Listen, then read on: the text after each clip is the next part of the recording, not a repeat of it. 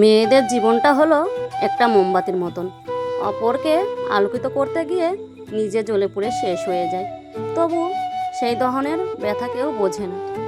বিশ্বাস খুব ছোট্ট একটা শব্দ, পড়তে 1 সেকেন্ড সময় লাগে, ভাবতে কয়েক মিনিট লাগে, বুঝতে কয়েক দিন লাগে, আর প্রমাণ করতে সারাটা জীবন লেগে যায়।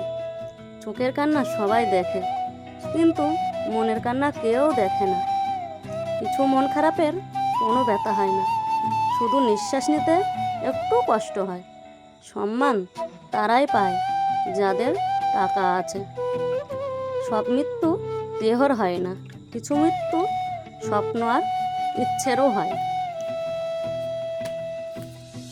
অর্থের দাম দিয়েই যদি সব কিছুর মূল্য চুকিয়ে দেওয়া যেত, তাহলে মায়া, মমতা, স্নেহ, ভালোবাসা, সম্মান, শ্রদ্ধা এগুলো অর্থের বিনিময়ে কিনতে পারা যেত।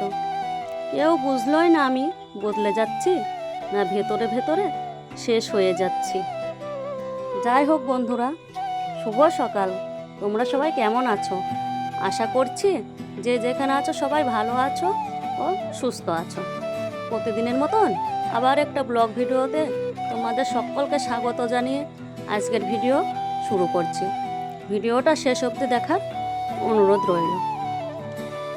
বন্ধুরা, আমি সকাল সকাল উঠে প্রথমে বাসি কাজগুলো করে নিচ্ছি। আর ওইদিকে তোমাদের দাদাভাই রাতের বেলায় ঘাটে জাল পেতে এসেছিল। জালে অনেকগুলো পুঁটি মাছ হয়েছে। তোমাদের দাদাভাই জালটাকে টান করে মাছগুলো ছাড়াচ্ছে, আর আমি এদিকে কাজগুলো করে নিচ্ছি। ঘুম থেকে উঠে প্রথমে আমি ঘর দোরগুলো ঝাড় দিয়ে নিয়েছি, তারপরে দুয়ারটা মুছে নিলাম। মুছে নেওয়ার পরে আমি উঠোনটাকে ঝাড় দিয়ে নিলাম। ঝাড় দিয়ে আমি এদিকে রোদ হয়ে যাচ্ছে। অনেক কদিন বৃষ্টি হলো এক নাগাড়ে, কোনো কিছুই কাঁচা হয়নি। তাই প্রথমে আমি বিছনার চাদরটাকে কেচে মেলে দিলাম। এরপর আমাদের বাড়ির পাশে আমার এক জায়ের বাড়ি বিশ্বকর্মা পুজো হয়েছিল। ওদের একটা কাঠের দোকান আছে, তাই সকালবেলা দই খই পুজোটা হচ্ছিল। আর দই খইয়ের পুজো দেখে আমি চলে আসছিলাম আমার বাবার বাড়ি। আর এটা আমাদের ব্রিজের এপার ওপার, ওই পারে আমার বাবার বাড়ি আর এই পারে আমার শ্বশুর বাড়ি। তাই আমি হেঁটে হেঁটে যেতে পারি।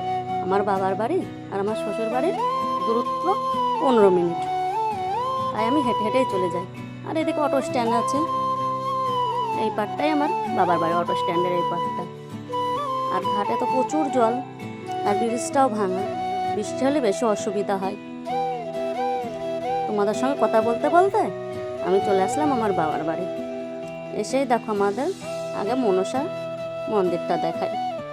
বন্ধুরা, তোমরা আমার পাশে থেকো, আমাকে একটু সাপোর্ট করো।